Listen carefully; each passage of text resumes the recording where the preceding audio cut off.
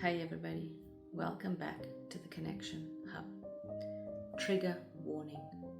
Something that has been a little bit triggering to me of late.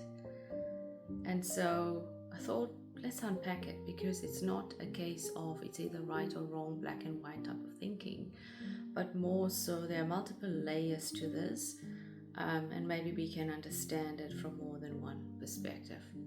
So, on the one side, I feel when people are putting forth a trigger warning, it is sincerely their intent to give people a heads up that the content that they may be exposed to may be of a sensitive nature and may actually upset them. And so I feel like it comes from a good place.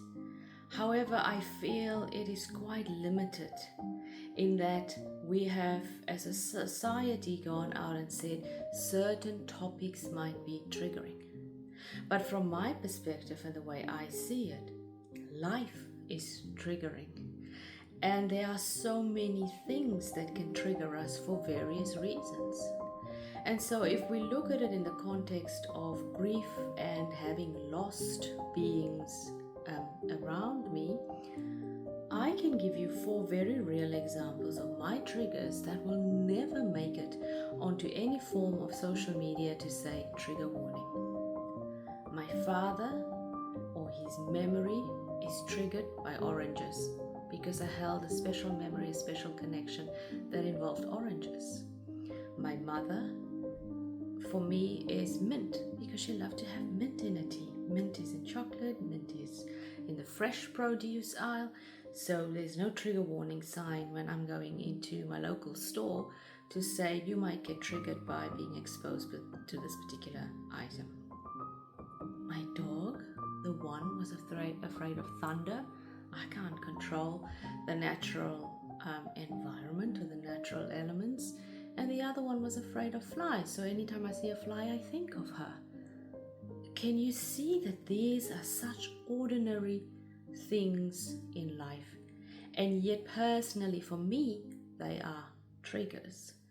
And so I feel when I see this trigger warning that yes, there may be good intent, but I feel like it may also be harmful to us in a certain way.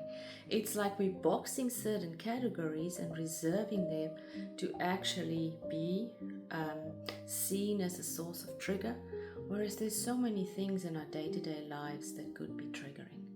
And if we go back to the specific content where we are receiving these trigger warnings, are we then approaching that video or that subject matter with a lot of anticipatory anxiety? Are we already working up our nervous system for potentially being exposed to something that is very stressful to us?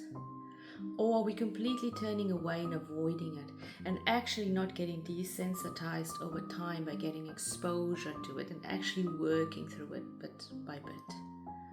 And so I have to ask myself, does this warning, this trigger warning, truly have a place? And yes, in a small percentage of times, I absolutely think it does, where people have PTSD and where it's really traumatic.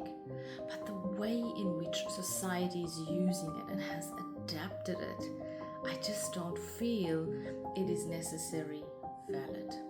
So why am I going on about this or talking about this? What I'm trying to say is we don't have to outsource our sense of well-being, our sense of trust, and our sense of having the ability to self-regulate to external parties. Yes, we are going to come up against things on a day-to-day basis. Many things are out of our control, and that is the same way that we raise our children. We don't raise them to operate in a way where the whole world will treat them in the way that they are being treated in the home. We know that the world is diverse and different out there, and not everybody is going to treat them the way that they receive treatment at home. And the same is true when we go out into the world and into society. The world is not going to cuddle and huddle around us and treat us with some special gloves. It doesn't work like that. We have to find that sense of trust within ourselves and our ability to cope with life and what comes onto our path. And through that, it doesn't matter what we encounter. If we find we are engaging or encountering something that is overwhelming to us, we'll know that, okay, this is actually the capacity to which I can handle. I need to pull back, I need to step back.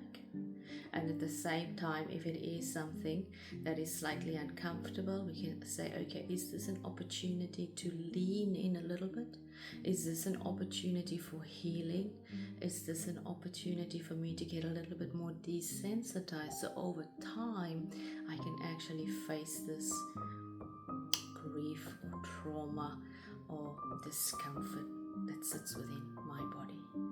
And so this has truly been top of mind for me of late, and I thought I'll put it out there and share it with you, with the proviso there is no right or wrong. This is food for thought and something for you to consider if you may have not done that before. And I send this to you with much love.